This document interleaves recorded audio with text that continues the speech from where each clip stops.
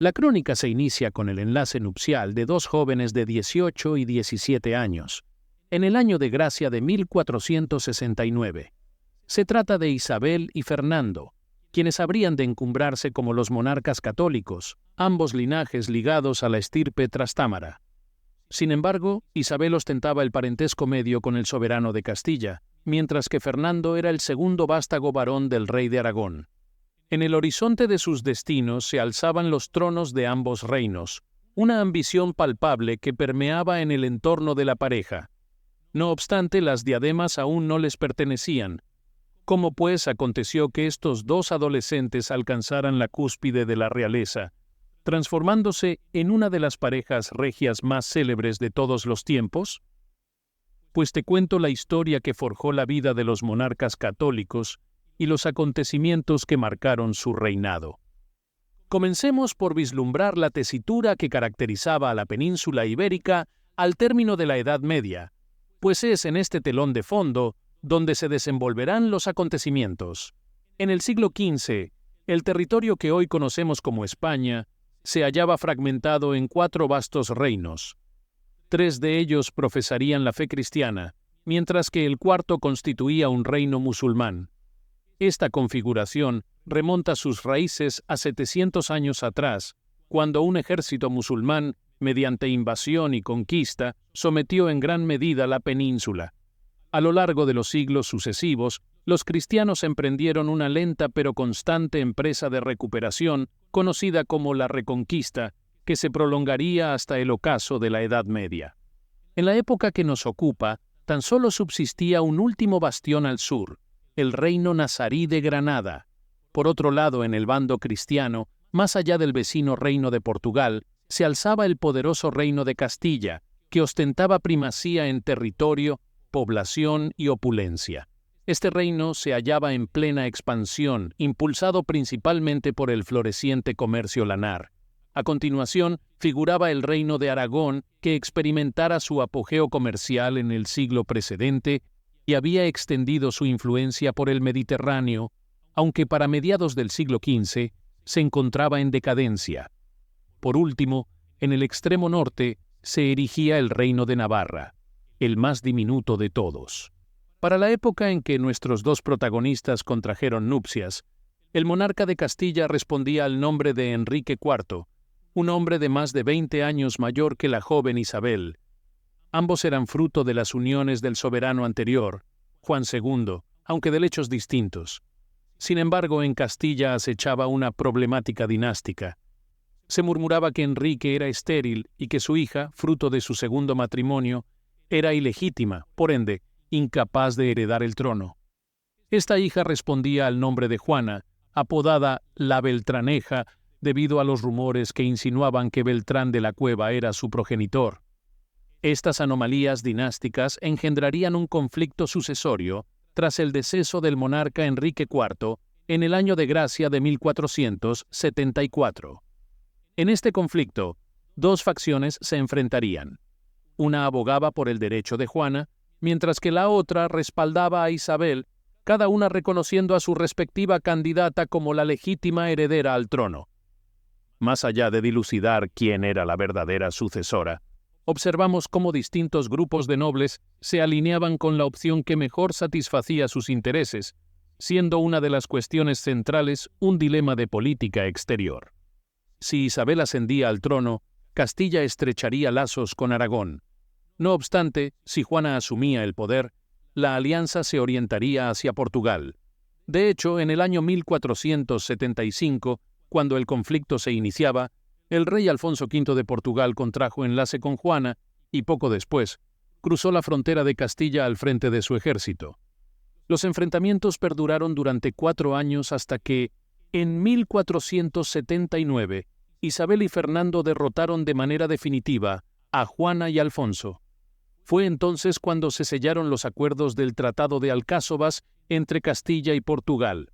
En dichos acuerdos, la facción vencida renunciaba a sus pretensiones sobre la corona de Castilla, pero también se estipulaba que el príncipe portugués desposaría a la primogénita de los reyes católicos, estableciendo así una alianza futura y que ambos reinos reconocerían mutuamente sus dominios en ultramar. Con esta victoria, Isabel consolidaba su posición en el trono castellano, que ya ocupaba con anterioridad. En ese mismo año, Fernando conseguía también la corona de Aragón tras el fallecimiento de su padre, Juan II, dado que su medio hermano había perecido en 1461 y desde entonces había sido designado como heredero. Así, en 1479, se cristalizaba la apuesta de futuro que había representado este matrimonio. Es importante señalar que, una década después de su unión conyugal, estos dos jóvenes se alzaban como Isabel I de Castilla y Fernando II de Aragón, amalgamando así dos de los reinos más prominentes de la península. Este tema se presenta como un intrincado laberinto histórico, donde algunos eruditos vislumbran el germen de lo que sería la nación que hoy conocemos como España, mientras que otros rechazan vehementemente esta noción. Los debates sobre el origen de los estados contemporáneos siempre desatan polémicas interminables, donde parece inalcanzable hallar una respuesta que satisfaga a todos. Sin embargo, lo que sí es innegable es que los acontecimientos no marcaron la fusión de estos reinos en uno solo, sino que más bien representaron una unión personal dinástica, en la que Isabel y Fernando compartieron las coronas en una especie de doble monarquía. Cada reino conservó sus instituciones, sus fronteras y sus tradiciones, aunque Castilla mantuvo una posición preeminente, en parte debido a su favorable ubicación geográfica, como ya hemos mencionado. No obstante, la colaboración entre ambos los convirtió en una fuerza superior frente a sus adversarios tanto externos como internos, como quedó patente en la Guerra Civil y se evidenciaría a lo largo de su reinado. En lo concerniente a la política interna, el objetivo primordial de los monarcas consistió en fortalecer el poder real en sus dominios. Provenientes de un conflicto civil, su cometido fue desplazar a los nobles insurrectos, centralizar el gobierno, mejorar la recaudación de impuestos de manera eficiente y asegurar el orden y la seguridad. En Castilla, se implementaron medidas concretas para alcanzar estos fines, como la reforma del Consejo Real, la ampliación de las atribuciones de los corregidores en las ciudades y la instauración de la Santa Hermandad como una fuerza armada local destinada a vigilar los caminos y las zonas rurales. La conclusión a la que muchos eruditos arriban es que la autoridad real en Castilla acabó siendo considerablemente más sólida que la de los monarcas de Aragón, cuyos dominios estaban configurados por territorios descentralizados con mayor grado de autonomía y donde los intentos de reforma resultaron más arduos o infructuosos. No obstante, los reyes católicos dirigieron sus esfuerzos hacia el mismo propósito en ambos reinos, apoyándose en funcionarios letrados competentes y en los sectores de la nobleza que habían permanecido leales a ellos durante los tiempos de incertidumbre. Habiendo asegurado su autoridad, Isabel y Fernando se encontraban en condiciones de embarcarse en una nueva empresa, la conquista del reino nazarí de Granada. Este suceso se erige como otro de los hitos fundamentales de su reinado, al poner fin a la prolongada reconquista. A finales del siglo XV, si bien el conflicto no era tan vigoroso como en épocas pasadas debido a las tensiones políticas que aquejaban tanto a Castilla como a Granada, los granadinos protagonizaron ataques hacia finales de 1481.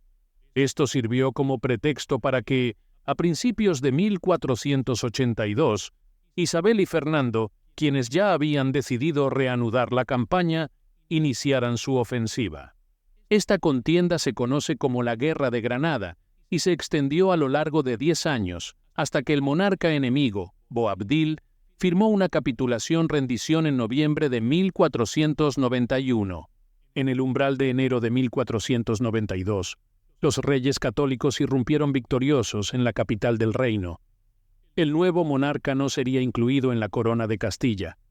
En un principio se pactó garantizar a los moros la libertad de culto, lengua, costumbres y leyes, pero esta atmósfera de tolerancia no perduró mucho tiempo.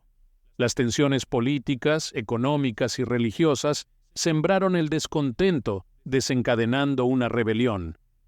Esta revuelta llevó, en 1502, a la promulgación del edicto de expulsión de todos los moros de los reinos castellanos que no abrazaran el catolicismo. En Aragón, otro monarca tomaría una medida similar, la cual representaba un rechazo a la diversidad religiosa y buscaba homogeneizar la sociedad. Este acto tenía antecedentes claros, ya que en ambos reinos se había ejecutado la expulsión de los judíos en el año 1492, y aún antes, en 1478 y 1483, la aparición de la Inquisición en Castilla y Aragón, respectivamente. Los reyes católicos revitalizaron este tribunal, encargado de enjuiciar a los bautizados considerados herejes o falsos conversos, y que perduraría en la península durante siglos. Es oportuno señalar que fue su impulso a la expansión del catolicismo y su estrecha relación con el papado lo que llevó al pontífice Alejandro VI a otorgarles el título de católicos, con el cual los conocemos en la actualidad. Junto a estas medidas, se llevaron a cabo también reformas en el clero, bajo la tutela del cardenal Cisneros.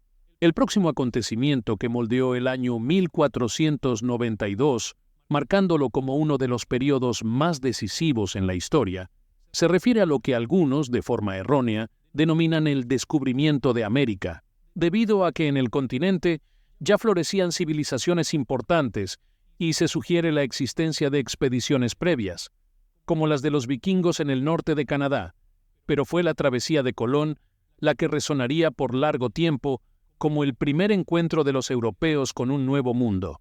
Este viaje no solo representó un hito crucial, sino que inauguró un proceso que transformaría de manera permanente la cultura, la política y la economía tanto de los habitantes del Nuevo Mundo como de Europa. Así, se inició el nacimiento del Imperio Hispánico, seguido por la participación de otros países en la carrera por la exploración y conquista del continente. Por este motivo, 1492 es considerado como el umbral que separa la era medieval de la moderna. Una vez concluida la guerra con Granada, los reyes católicos accedieron a auspiciar y financiar parcialmente la audaz empresa propuesta por Cristóbal Colón para llegar a Oriente. Los términos de esta primera expedición fueron formalizados en las capitulaciones de Santa Fe. Posteriormente, se sucedieron más viajes y exploradores, se organizó la colonización del territorio y se desataron debates geográficos, jurídicos y filosóficos. Entretanto, todo lo descubierto se incorporó al dominio de la Corona de Castilla, respaldado por las bulas pontificias y el Tratado de Tordesillas, que garantizaban su posesión. La política exterior de los reyes católicos cosechó aún más éxitos. Lograron anexionar puntos de la costa africana y arrebatar a Francia el Rosellón, la Cerdaña y el Reino de Nápoles, reintegrándolos a Aragón. El último triunfo de Fernando consistió en invadir y lograr la incorporación de Navarra, el último reino cristiano de lo que hoy es España, a Castilla. Sin embargo, Isabel no vivió para ver este logro final, pues falleció en 1504 a la edad de 53 años. Fernando sobrevivió 12 años más, hasta 1516. Estos años estuvieron marcados por sucesos fascinantes, pero esa narrativa quedará para otro momento. Y así llegamos al final de otro increíble video. Espero que hayas disfrutado tanto como yo al compartir este contenido contigo. Recuerda que tu apoyo es fundamental para que este canal siga creciendo, así que te invito a suscribirte y activar las notificaciones para que no te pierdas ni un solo video. ¿Qué te pareció la historia que te conté hoy? Si tienes alguna pregunta, sugerencia o simplemente quieres decir hola, déjamelo saber en los comentarios. Me encanta leer tus mensajes y estar en contacto contigo. Gracias de corazón por tu tiempo y tu apoyo. Y ya sabes, si te gustó el video, no olvides darle like y compartirlo con tus amigos. Nos vemos en el próximo video. Hasta luego.